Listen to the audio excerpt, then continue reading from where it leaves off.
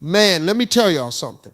Because when I first sat down and actually started reading about the rules of marriage in Islam, I thought I already knew what I was walking into. I figured it was just going to be a bunch of strict rules, old school culture, maybe some stuff about a man being in charge, all that stereotypical stuff folks think they know. But the more I read, the more confused I got. Not confused like I don't understand, but confused like, wait, how come nobody told me this? Because I'm sitting there thinking I'm about to read something heavy, harsh, complicated.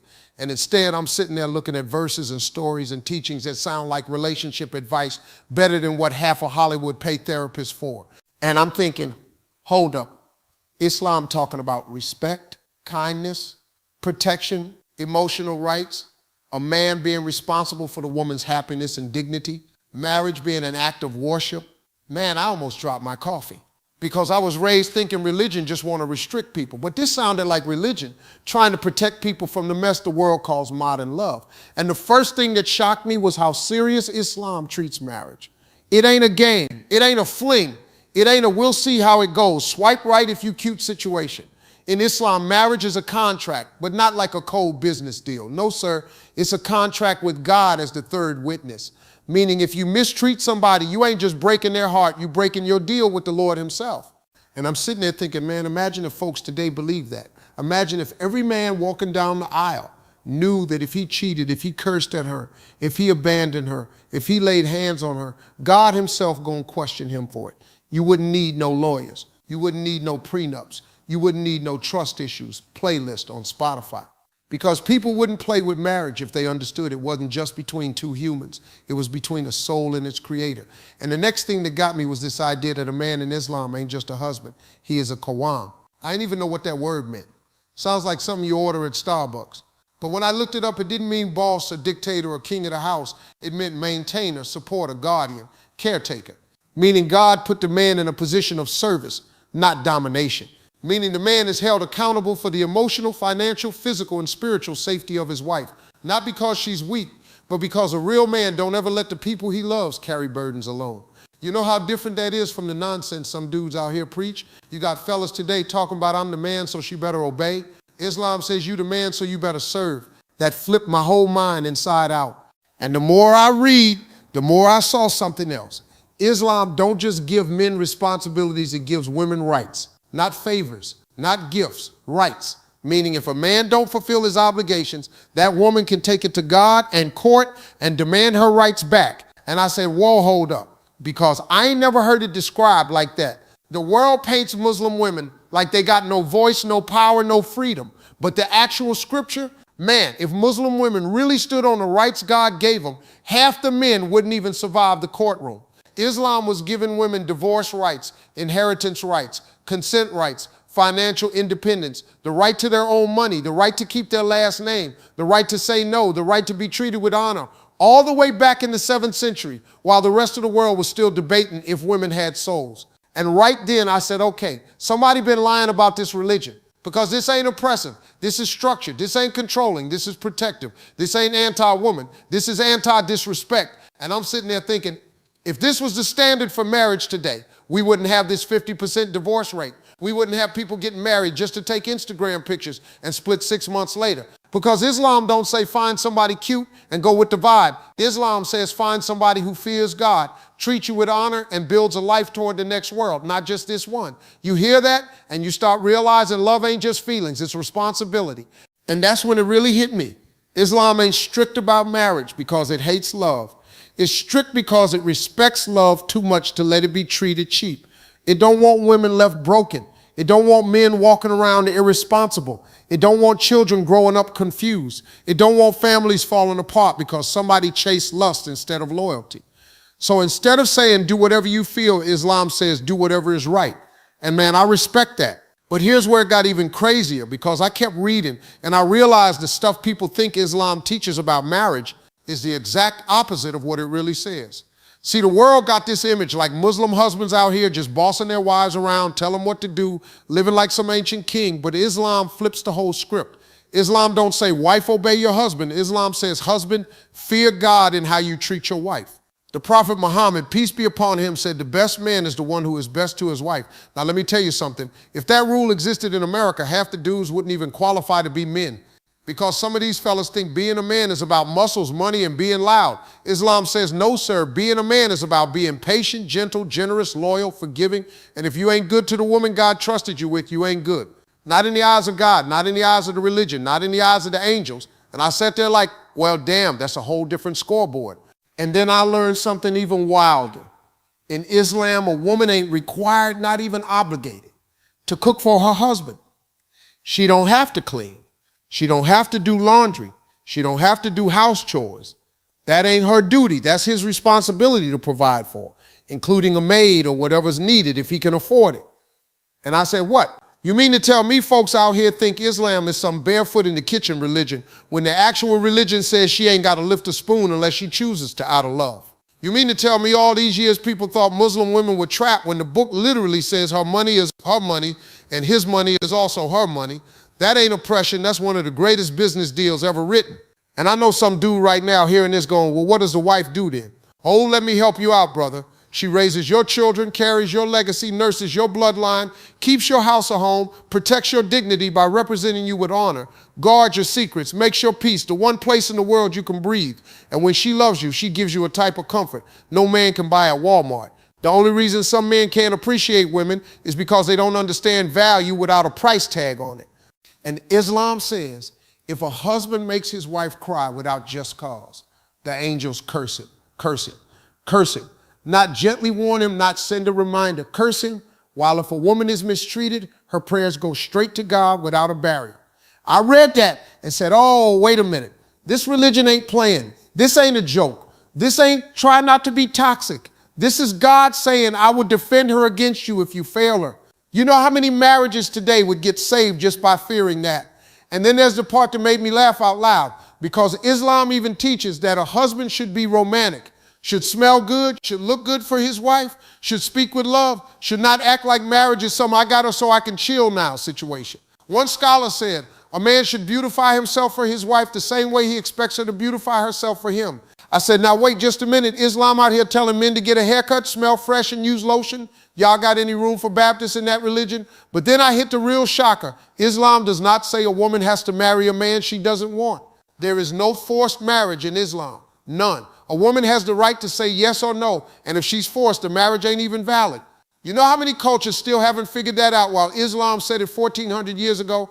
And yet people out here blaming Islam for the things culture did, not the things God revealed. Folks don't separate the two, so the religion gets blamed for what the village did.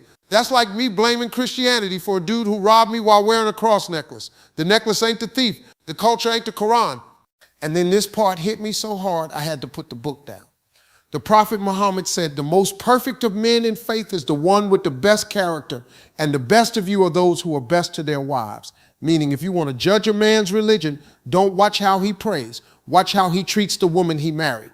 Because anybody can fake devotion in front of people, but only a real believer shows devotion behind closed doors. Man, at that point, I started realizing Islam ain't just teaching marriage, it's protecting it. It's raising the standard so high that the only people who call it oppressive are the ones who don't want to meet the standard. Now, here's where it really messed me up, because I'm sitting there thinking I already know how marriage works. I'm a grown man, been married, been divorced, been through court papers, lawyers, alimony, child support, all that stuff. I thought I had seen every version of how a marriage contract is set up, but then I started reading how Islam sets it up, and I'm like, hold up, this ain't what they told us on TV? Because see, I thought Islamic marriage was like what the news shows. Women can't talk, men run everything, wife in the kitchen, husband on the throne. That's the picture they paint. But the more I read, the more I started feeling like somebody lied. Because it turns out the marriage contract in Islam is not a power agreement, it's a responsibility agreement. And 99% of the weight is put on the man, not the woman. Let me break this down the way it hit me. In Islam, before the marriage even starts, the woman gets something called a mahar.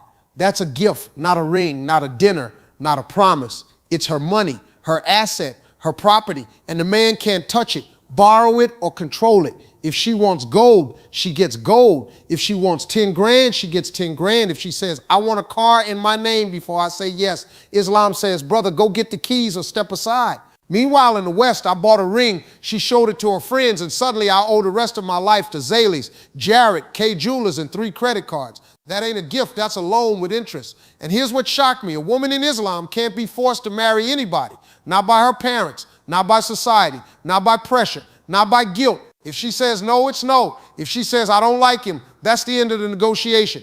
If somebody tries to pressure her into a marriage, that marriage is invalid in the sight of God. You know what that means? Islam gave women the right to say no before the world gave women the right to vote, while kings were marrying off daughters like chess pieces. Islam said a woman's heart is not a bargaining chip, and nobody talks about that part. Then it got even crazier because Islam says that once they're married, the husband is legally responsible for his wife's food, her home, her clothing, her protection, her bills, even if she's a millionaire and he's broke. If she works, her money belongs to her. If he works, his money belongs to the family. Now I'm sitting there with my mouth wide open like, wait a minute. You mean to tell me she gets to keep all her money and I still got to pay for everything? And Islam said, yes, because a man is not the boss. He is the provider. His authority is tied to service, not privilege. That hit me like a sermon I wasn't ready for. And you know how in the West, when a marriage goes bad, everybody starts arguing over who owes who what, who's taking the house, who's keeping the kids. Islam flipped it. If a man doesn't treat his wife right, she can go to the judge and walk away. Islam does not shame a woman for wanting a divorce if the man ain't fulfilling his duties. And the kicker, she keeps her dignity, she keeps her rights, and that mahar he gave her, she keeps that too. You see how many men would be a whole lot nicer if they knew the woman could leave and take the signing bonus with her. Here's where it stopped being funny and started getting deep for me. Islam doesn't treat marriage like romance. It treats it like accountability. The Prophet Muhammad, PBUH, said, the best of you is the one who is best to his wife, not the richest, not the strongest, not the one with the most authority. The best man is the one who treats his wife with the highest level of kindness, patience, and respect, even when he's upset. That humbled me because most of us men, including me, were raised to think being a husband means being in charge. Islam said being a husband means being responsible, being gentle, being patient, being a leader that serves, not dominates. And let me tell you, when I got to that part, I had to push the book back and just sit there. Because every time I hear people say Islam oppresses women, and then I look at what's actually written, I start thinking, maybe the world don't hate Islam. Maybe the world just hates rules that make men step up and stop being selfish. Because when a religion says she don't have to cook for you, she don't have to clean for you, she don't have to pay for you, but you still got to love her, protect her, and spend on her, that ain't oppression. That's God telling men, if you want to be the leader, you better act like the one who serves first. And the funniest part, every time a dude finds out he got to spend and she got no financial obligation, he goes, man, that's unfair. But that's because we're thinking like men who were raised in a world where marriage is about what we get. Islam says marriage is about what we give. She gives love, loyalty, home, family, stability. He gives protection, provision, honor, and effort. It's not 50-50, it's 100-100. Each person gives fully in their lane. And I'll be real with you, if I had known this stuff at 25, I would have had a whole different approach to marriage. I would have understood that if a man is going to lead, he better be somebody worth following. I would have understood that a woman ain't a sidekick, she's a trust from God. I would have understood that marriage ain't about finding someone who makes you happy, it's about becoming someone God won't be disappointed in. Because the more I study it, the more I realize Islam didn't make women oppressed, it made men responsible. And a lot of men don't like that, so they call it oppressive. And the more I sat with all this, the more I realized something that honestly humbled me as a man. We live in a world where everybody wants the title of husband, but very few want the burden that comes with it.